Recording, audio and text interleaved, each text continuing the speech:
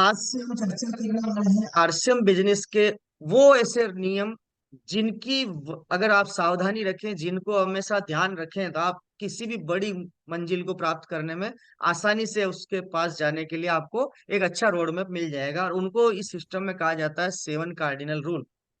अब 7 cardinal rules के बारे में थोड़ा सा समझने से पहले मैं थोड़ा सा आपको ये बताना चाहता हूँ सर, कि 7 कार्डिनल रूल्स को किस तरह से सिस्टम में हमें जानना चाहिए, पहचानना चाहिए। तो उसका पहला नियम है, सिस्टम की पूर्वानुमति के बिना कोई भी नया तरीका प्रयोग ना करे।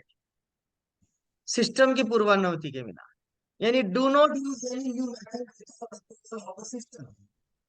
अब सिस्टम क्या है ये आपको पता अगर है, तो उसके सारे एथिक्स जो है, सारे रूल्स जो है, सारे पॉइंट्स जो है, वो आपको पता होना चाहिए कि ये सिस्टम कैसे काम करता है। कुछ एग्जांपल से आपको समझाना चाहूंगा। जैसे डॉक्टर्स हैं, आज हमारे पूरे इंडिया के डॉक्टर्स है ना, एक एसोसिएशन के तहत काम करते हैं, ऑल इंडिया डॉक्टर्स एसोसिएशन होती है।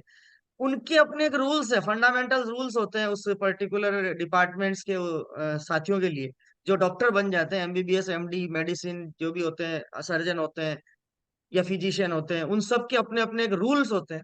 अगर वो उस रूल्स को नहीं मानते हैं और अपनी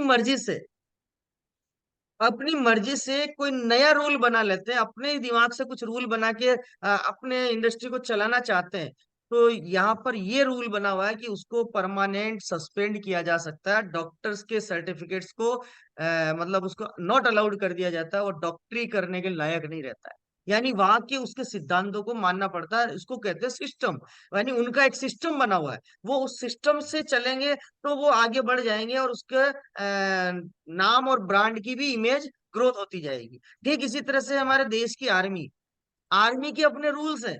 अगर वो रूल्स को फॉलो नहीं करता तो उस पर कोड ऑफ कंडक्ट का एक एक्शन होता है, और उसको सस्पेंड किया जा सकता है, उसको परमानेंट मतलब उस आर्मी से क्या कहते हैं, डिस्कनेक्ट कर दिया जाता है कि अब आप आर्मी में नहीं रह सकते हैं। यानी वहां के रूल्स को फॉलो करना पड़ता है उसको। तो ये एक सिस्टम है, उसका उस पर्टिकुलर इंडस्ट्री का एक सिस्टम है। ठीक इसी तरह से इंडियन रेलवे, रेलवे का एक सिस्टम है। और अगर उस सिस्टम में अगर किसी भी तरह से कोई व्यक्ति अपना दिमाग लगाना चाहे, जैसे एग्जांपल लेता हूँ कि हम बिना टिकट यात्रा करना चाहते हैं, तो वहां एक सिस्टम बना रखा है टिकट चेकिंग का, चाहे वो ट्रेन के अंदर हो चाहे प्लेटफॉर्म पर हो। अगर वहां पर आप बिना टिकट पकड़े गए तो आपको एक फाइन भरना पड़ता है, आपको जुर्माना हो सकता है या जेल हो सकती है। ये उसका सिस्टम बना हुआ है। तो ठीक उसी का दूसरा रूप समझे, ट्रेन चलती किस पर, दो पटरी पर। उसका एक सिस्टम बना हुआ है कि पटरी पर कौन से पटरी है, उस पर कौन से ट्रेन को निकालना है। उसका एक पूरा एक जंक्शन होता है, एक सिस्टमेटिक वहां पर वर्किंग करने वाले स्टाफ होते हैं। तो वो उस चीज को हैंडल करते हैं। अगर किसी भी कारण से कोई भी रूट गलत डिसाइड हो गया, तो वहां के पूरे स्टाफ को पनिशमेंट मिलती है, सस्पेंड कर दिया जाता है।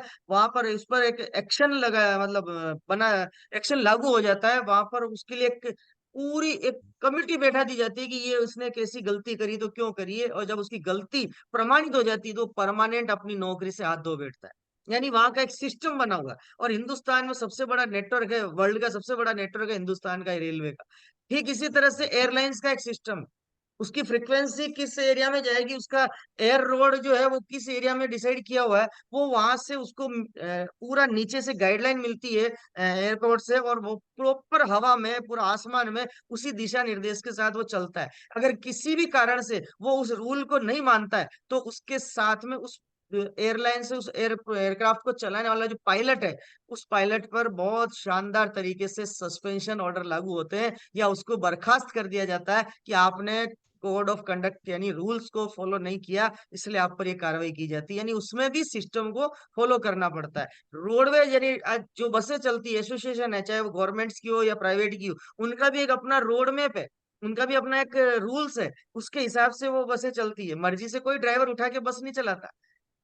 यानी हर जगह एक रूल लगा हुआ है, एक सिस्टम लगा हुआ है। मेट्रो अभी जो आप देख पा रहे हो, मेट्रो है या वंदे भारत है, या और भी किसी भी तरह की जल सेना या थल सेना या किसी की भी बात करें, वायु सेना, सब में एक रूल है, एक सिस्टम है सबका, वो सिस्टम से चल रहे हैं, इसलिए आज वो बड़े बन पा रहे हैं। ठीक इसी तरह से नेटवर्क इंडस्ट्री यानी डायरेक्ट सेलिंग इंडस्ट्री का भी एक रूल है, थंब रूल है, जिसकी वजह से आप अगर उसको फॉलो करते हैं तो कामयाबी के झंडे गाड़ सकते हैं। और अगर वहां पर आपने अपना दिमाग लगाया, या अपने खुद के अनुभव के आधार पर उसको करना चाहते हैं कि मैं ज्यादा मतलब एक्सपीरियंस कर सकता हूँ या मेरे पास नॉलेज ज्यादा है, तो मैं इसको इम्प्लीमेंट करके मैं ज्यादा फास्ट रिजल्ट ले सकता हूँ, तो वो तकलीफ वाला होगा। क्योंकि यहाँ एक सिस्टमेटिक तरीके से जो काम करना होता है, यहाँ 6 बेसिक्स को फॉलो करके आगे बढ़ना होता है, यहाँ 8 कोर स्टेप को फॉलो करना होता है, यहाँ पर 7 कार्डिनल रूल्स होते हैं जिनको फॉलो करना होता है, यानी वो काम नहीं करने होते हैं, उस काम को फॉलो करना होता है। तो ये इंडस्ट्री उस तरह से चलती है, 21 रूल्स, गोल्डन रूल्स के ऊपर इंडस्ट्री चलती है। तो आइए थोड़ा सा आज नेटवर्क इंडस्ट्री में, आरसीएम बिजनेस में वो 7 कार्डिनल रूल्स क्या है, तो उसका आज पहला रूल हम लोग समझने वाले हैं। तो थोड़ा सा डिटेल में समझेंगे। क्योंकि ये पब्लिक डीलिंग का बिजनेस है, यहाँ पर सभी वर्ग के लोगों के लिए होता है। क्योंकि यहाँ ना हर वर्ग का लोग, व्यक्ति इस इंडस्ट्री में आ सकते हैं, चाहे वो गरीब है, अमीर है, मिडिल क्लास है, वो पुरुष है, महिला है, सामान्य जीवन जी रहा है, अति सामान्य जीवन जी रहा है, वो किसान है, वो डॉक्टर है, कोई मायने नहीं रखता, वो किसी भी प्रोफेशन में हो, वो इंसान होना चाहिए, जीवित होना चाहिए। क्योंकि ये इंडस्ट्री पब्लिक लोग इंडस्ट्री है, लोगों को डील करने वाली इंडस्ट्री है, तो यहाँ पे हर कैटेगरी के व्यक्ति की एंट्री होती है, और इसमें सभी वर्ग के लोगों को शामिल किया जाता है। यानी हर व्यक्ति को इसमें इंडस्ट्री में आने की परमिशन है। बस वो गवर्नमेंट ऑफ इंडिया के नियम के हिसाब से 18 साल एंड अबव का व्यक्ति होना चाहिए, इंसान होना चाहिए, वो हर कोई व्यक्ति इसमें शामिल हो सकता है। तो ये सबसे बड़ी बात है कि यहाँ पब्लिक को डील करना पड़ता है। एवरी पर्सन, यानी किसी भी कैटे, अनपढ़ है तो भी कर सकता है, तो उसको अलग तरीके से डील करना पड़ेगा। एक प्रोफेशनल है, लॉयर है, उसको अलग तरीके से डील करना पड़ेगा। एक बिजनेसमैन है, उसको अलग तरीके से डील करना पड़ेगा। एक फार्मर्स है, उसको अलग तरीके से डील करना पड़ेगा। एक हाउसवाइफ है, एक रिटायर है, यानी कैटेगरीज बहुत सारी है। सब तरह के लोगों को डील करना आपको जिस दिन आ गया, आप इस इंडस्ट्री में कामयाब हो जाओगे। अब यहाँ डील करते समय क्या क्या गलतियां होती है। सबसे बड़ी गलती क्या होती है कि व्यक्ति जो भी इस इंडस्ट्री में साइन करता है, स्टार्ट रजिस्ट्रेशन करता है, स्टार्टअप करता है, वो अपने पूर्व में जो काम कर रहा है, वो पहले जो वर्किंग कर रहा है ऑलरेडी, उस काम को तुरंत छोड़ने का डिसीजन ले लेता है। वो क्या यहाँ आकर इतना शानदार वो सिस्टम के बारे में बात करता है, सुनता है, इस इंडस्ट्री में रॉयल्टी आती है, टेक्निकल आता है, लाखों रुपए महीने की इनकम आप कमा सकते हैं, तो वो एक अच्छा मोटिवेशन ले लेता है। और उस मोटिवेशन से क्या होता है, वो तुरंत एक डिसीजन लेता है कि यार मैं तो बस अब सब काम छोड़ूंगा, मैं तो यही काम पूरा करता हूँ और इसी में फुल टाइम लग जाता हूँ, और मैं बस इसमें लाखों रुपए महीना कमा लूंगा। और ये बिना अपलाइन की सलाह से वो कदम उठा लेता है, और वो बाद में जाके पछतावा उसको होने लगता है। तो यहाँ पर ये हमेशा ध्यान रखना है कि अपने पूर्व में चल रहे हुए काम को तुरंत नहीं छोड़ना है, और अपलाइन से, सिस्टम से सलाह लेकर के ही कदम बढ़ाना है, ये हमेशा ध्यान रखना है। और क्या वो ध्यान रखना है सर, किसी को भी नौकरी पर रखकर काम नहीं करवाना, अपना दिमाग नहीं लगाए, और बिना सिस्टम और अपलाइन की अनुमति के ऐसा कोई भी कार्य ना करे। कई सारे लोग क्या होते हैं कि पैसे वाले लोग भी इस इंडस्ट्री में आते हैं, तो वो क्या सोचते हैं, अपना दिमाग लगाते हैं, अनुभव है मेरे पास, मैंने इतना पैसा कमा रखा है, कैसे कमाया जाता है मुझे पता है, इस इंडस्ट्री में भी मैं तुमसे ज्यादा कमा सकता हूँ। तो वो क्या करता है, लोगों को नौकरी पे रख लेता है कि भाई तुम्हें सुबह से शाम तक काम करना है, मैं तुमको सैलरी दूंगा, और वो अपना दिमाग लगा के काम करता है। तो यहाँ वो जल्दी से फेलियर होने के कगार पे आ जाता है, क्योंकि यहाँ पर किसी को नौकरी पर रखना ही नहीं है। क्योंकि यहाँ न कोई मालिक है, न कोई बॉस है, न कोई नौकर है, सब इक्वलाइट पार्टनरशिप के साथ डील करके वो आगे बढ़ने का प्रयास करते हैं। तो सबको समान अधिकार है। तो यहाँ वो दिमाग नहीं लगाया कि मैं किसी को नौकरी पे रख के काम करवा लूंगा और मेरा बिजनेस ऑटोमेटिक चल जाएगा और मुझे कुछ करना नहीं पड़ेगा। तो बिना सिस्टम और अपलाइन की, बिना ऐसी परमिशन के कोई भी काम न करें जिससे आपको फेल्योर का सामना करना पड़े। और आगे बढ़ते हैं सर, अपने स्वयं के द्वारा अलग से कोई भी प्रमोशनल पैम्पलेट न छपवाएं। कई लोग क्या करते हैं, दिमाग लगाते हैं, चलो यार अपन क्या करते हैं, पैम्पलेट छपवा लेते हैं, आइए 24 घंटे में फ्री, आप घर बैठे हो काम कर सकते हैं, वर्क फ्रॉम होम, कोई नौकरी नहीं, कोई ऐसा पूंजी लगाने की आवश्यकता नहीं, आप चाहते हैं लाखों रुपया महीना कमाना, तो आइए मिलिए, कांटेक्ट करिए, फोन नंबर टोड़ो सो। अब वो व्यक्ति उस पैम्पलेट को छपा के अखबारों में डालता है, होर्डिंग पे, दीवारों पे चिपकवाता है, या घर घर में उसको बंटवाने का काम करता है।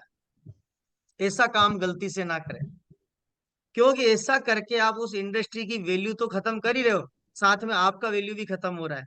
क्योंकि इस तरह की गतिविधि को करने से आज तक डायरेक्ट सेलिंग इंडस्ट्री में कोई भी करोड़पति नहीं बना है। तो ये गलती हमें नहीं करनी है। करने से पहले अगर आप चाहते हैं कि ऐसा कुछ करें, तो अपने अपलाइन या आपके सिस्टम, जिस सिस्टम से हम काम कर रहे हैं, आरसीएम सिस्टम के, उसके रूल को समझ करके आप अगर वो परमिशन देते हैं तो करें, अगर वो परमिशन नहीं देते हैं तो बिल्कुल इस काम को नहीं करना है। किसी को भी गुमराह करके या झूठ बोल के सिस्टम में न लाए। गलत तरीकों से जो होता है ना, स्पॉन्सरिंग करना, इधर उधर झूठ बोल के ब्लेमिंग करना, ये इस तरह की कोई भी गतिविधि करके तू मेरे ग्रुप में आ जा, तेरे को ये फटाफट रॉयल्टी दिला दूंगा, या लोग इस तरह की जो गतिविधियां करते हैं ना, ये बिल्कुल नहीं करना। वो तो सही नहीं है। यहाँ पर आ जा, ये मैं इतना, मेरा नेटवर्क है, इतनी बड़ी टीम है, फटाफट तेरे को भी मैं रॉयल्टी पे लेके आ जाऊंगा। ये जो घटनाएं होती है, ये आप अपने पाँव पे कुल्हाड़ी मार रहे हैं, बिना सिस्टम की अनुमति से आप ऐसा गलत काम कर रहे हैं। वो उस व्यक्ति को छोटी सी गुमराह करने की गतिविधि करने से उस व्यक्ति को परमानेंट खत्म कर देंगे।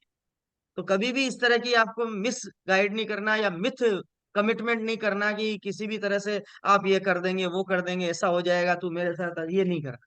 सिस्टम की जानकारी के बिना आपको ऐसा कोई भी कदम नहीं उठाना। गलत टारगेट देकर मोटिवेट ना करें।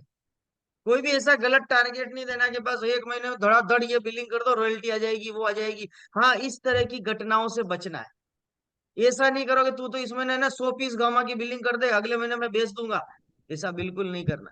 कोई भी पर्टिकुलर ऐसी एक्टिविटी ना करें, ना करवाएं जिससे उसके साथ में नुकसान होने की संभावना बढ़े। तो गलत टारगेट नहीं देना। अलग से ऑफिस खोल कर, कॉल सेंटर लगाकर किसी को भी ऑफिस पर नहीं बुलाना। यानी कई सारे लोग क्या करते हैं, लिस्टें, आजकल जो ट्रेंड चल रहा है बाजार में सोशल मीडिया का, उसके द्वारा लिस्टें निकलवाते हैं। डेटा सेल करने का काम होता है, तो वो डेटा परचेज करते हैं, फिर वहां पर स्टाफ बिठा देते हैं, इस डेटा पे कॉल करो। जैसे एलआईसी का डेटा मिल गया, या किसी एनजीओ का डेटा मिल गया, या किसी महिला शक्ति या समिति का डेटा मिल गया। अब उनको, अब लड़का स्टाफ स्टाफ बिठा के ऑफिस में, अब इनको कॉल करो, इनवाइट करो, और आप अपने आप बुलाओ, और फिर उसको इस सिस्टम में ज्वाइन करो। तो ये गलत तरीके हैं। आपको कॉल सेंटर नहीं लगाना है, बल्कि आपको लिस्ट बिल्डिंग करके उस पर जाकर के अपॉइंटमेंट लेकर के, होम मीटिंग करके, इस सिस्टम की पूरी सही जानकारी दे करके उसको सिस्टमेटिक तरीके से सिस्टम में रजिस्ट्रेशन करवाना। ये हमेशा ध्यान रखिए। अपनी कोई भी पर्सनल कोई भी स्कीम ना निकाले, अलग से कोई भी उपहार न दें, जब तक सिस्टम आपको कोई भी परमिशन नहीं देता है। इस तरह की कोई भी पर्सनल स्कीम नहीं निकालनी कि तुम इतना कर लो, हम आपको ये अलग से दे देंगे, वो दे देंगे, ऐसा नहीं। कोई भी उपहार नहीं देना। आपकी अप्लायंस से सहायता लेना, इस पॉइंट पर उनसे जानकारी दे करके, यस, अगर वो परमिशन करते हैं तो आप अपने एरिया में आप इसको इम्प्लीमेंट करवा सकते हैं। इधर आप अपने मर्जी से कोई भी ऐसा काम ना करें जिससे आपके बिजनेस पर नुकसान होने के 1000% चांसेस बढ़ते हैं। तो ये ध्यान रखें, कोई भी अपने लेवल पर स्कीम या वगैरह नहीं बनाए, क्योंकि ये सिस्टम है ना, बहुत बड़ा है। और इसकी जो पावर आप जिस दिन समझ जाओगे ना, उस दिन आपको पता चलेगा कि इसके एथिकल रूल्स क्या है, जिसकी वजह से मुझे एक strong royalty permanent life time मिल सकती है। पावर ऑफ सिस्टम क्या है, थोड़ा सा मैं एग्जांपल से समझाना चाहता हूँ सर। एक पावर ऑफ सिस्टम, एक 45 किलो का पहलवान 4 चक्के की बड़ी गाड़ी को, अगर वो उसके नीचे एक जेक लगा करके जेक को हिलाए, तो उस गाड़ी को ऊंचा कर सकता है।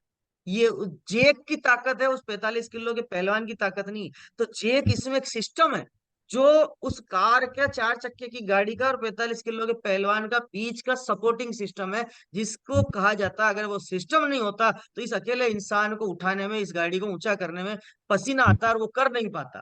तो ये एक पावर बीच में लगा दिया जाता है, यानी एक जेक बीच में लगा दिया जाता है, जिसकी वजह से वो सिस्टम काम करता है और गाड़ी ऊंची हो जाती है। तो उस व्यक्ति को भी पसीना नहीं आता, परेशानी नहीं होती, जोर नहीं लगाना पड़ता, और एक सिस्टम के द्वारा थोड़ा सा पुश किया और वो गाड़ी अपने आप हवा में ऊंची उड़ जाती है और वो आसानी से अपना काम कर लेता है। ठीक उसी तरह से एक ये लिफ्ट है, जो कई तल्ला बिल्डिंग में एक सिस्टम के द्वारा उस आदमी को, जो उस लिफ्ट की जो कैपेसिटी 5 लोगों को, 7 लोगों को, 15 लोगों को, उसकी कैपेसिटी के हिसाब से उसमें तुरंत बिठाया, एक बटन प्लग इन किया और वो तुरंत सीढ़ी चढ़ने की बजाय वो with in 2 minute, 3 minute, 4 minutes में आपको कई सारी मंजिलों तक आपको आसानी से ले जाती है। यानी इसमें एक सिस्टम लगा हुआ है जो आपको पुश करता है और ऊपर उठाने का काम करता है। तो ये आरसीएम में भी उसी तरह से एक सिस्टम काम करता है, जो आपको उसके द्वारा आपके पुश कर दिया जाता है और आप ऊपर उठने लग जाते हो। और आगे बात करते हैं सर, ये कि टैंकर है, आप इधर देख पा रहे हो, तो एक पानी का टैंकर है जो सिंपल एक पानी की सप्लाई करता है। लेकिन अगर उसी पानी के टैंकर पे एक सिस्टम लगा दिया जाए, तो वो फायर, भारी से भारी आग बुझाने का काम कर सकता है। तो ये सिस्टम को महसूस कीजिए कि इस तरह के सिस्टम से जो टैंकर एक साधारण पानी के सप्लाई करने का काम करता था, अगर वहां पे बेहतरीन सिस्टम लग गया तो कितनी बड़ी ऊंची मंजिलें हो, कहीं भी आग हो, उसमें वो सिस्टम काम करता है और फायरमैन उसमें लग करके साथ में उस आग को मिनटों में घंटों में उसको बुझाने का काम कर सकता है। तो यहाँ भी एक सिस्टम काम करता है। तो मेरा ये कहना है, ये आरसीएम है सर। ये एक नेटवर्क मार्केटिंग, एक डायरेक्ट सेलिंग इंडस्ट्री का एक ब्रांड है। यहाँ भी एक सिस्टम काम करता है, इसी तरह इसका भी एक सिस्टम बना हुआ है। उसी का उपयोग करें तो बेहतर भविष्य का निर्माण हो सकता है। तो मैं आपसे कहना चाह रहा हूँ, पूरे नेटवर्क में पहला पॉइंट ध्यान रखना, never apply any idea without consult your upline at system.